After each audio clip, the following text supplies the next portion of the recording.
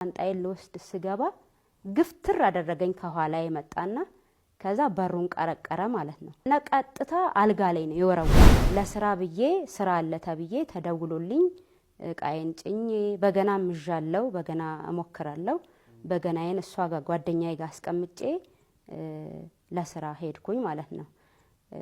ለስራ ሲሄድ ብርም ምዣለው ሻንጣም ምዣለው መኖሪያ ፈቃድም በእጄ ይዣለው እና ስራ ከገባው በኋላ ተዋወቀኝ። ልጆች አሉኝ ሁለት ልጆች አሉኝ ልጆቼን ትንከባከቢያለሽ አለኝ። እሺ አልኩት።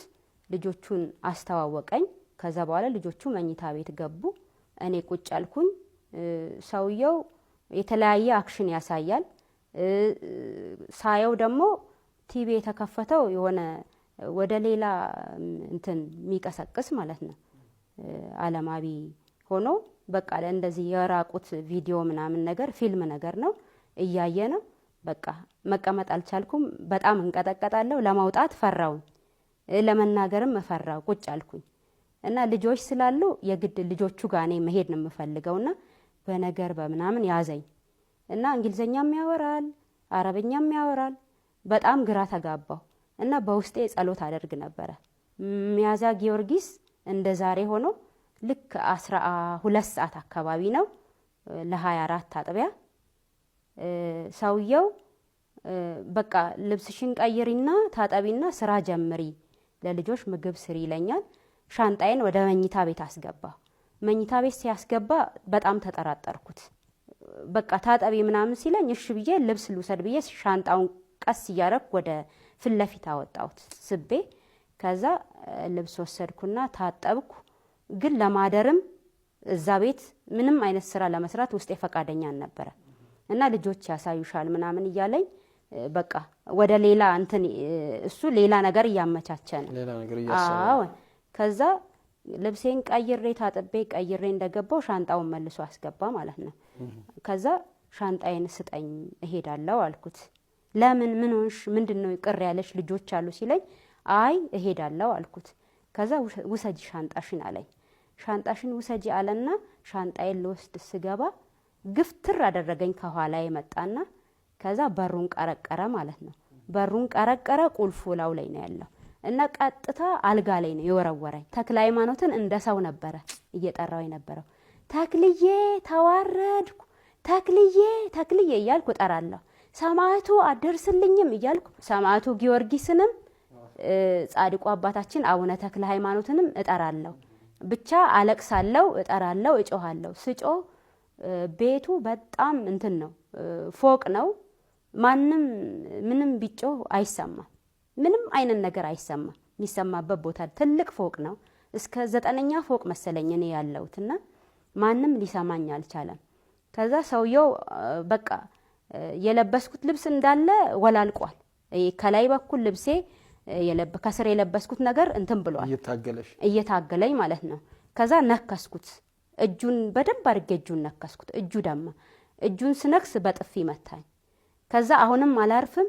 ተክልዬ እንደ ሰው ነው የምጣራው። እየተጣራው ሀፍረተ ስጋውን ያስኩኝ ማለት ነው። እሰማለሁ በፊት ሲባል እና ወደቀ። ሰውየው ሲወድቅ በሩን ክፍት አድርጌ የተቀረቀረውን በር 2 በር ነው እዛም ቀርቅሮታል። 2 በር ከፍቼ ጸጉሬ ቆሟል።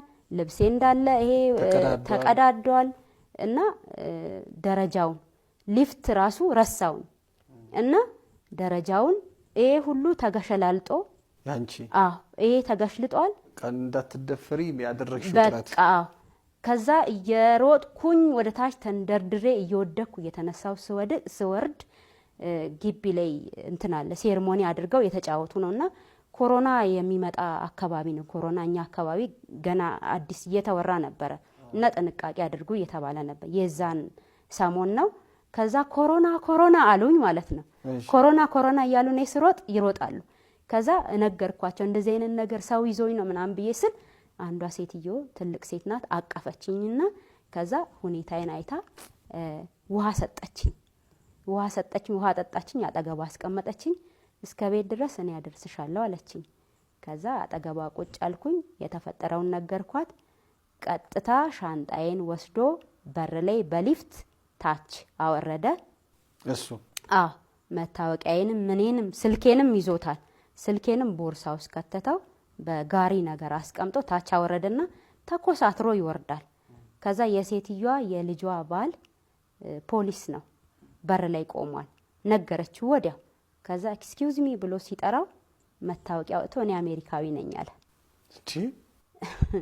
እና እኔ አሜሪካዊ ነኝ ሲል አሜሪካዊም ሆን ምንም ሆን እቺ ልጅ ታውቃታለህ ስለው አላውቃትም እኮ አንተ ጋር ነው የመጣችው ለስራ ስዘርፈኝ በካሜራ ያስኳት አለ።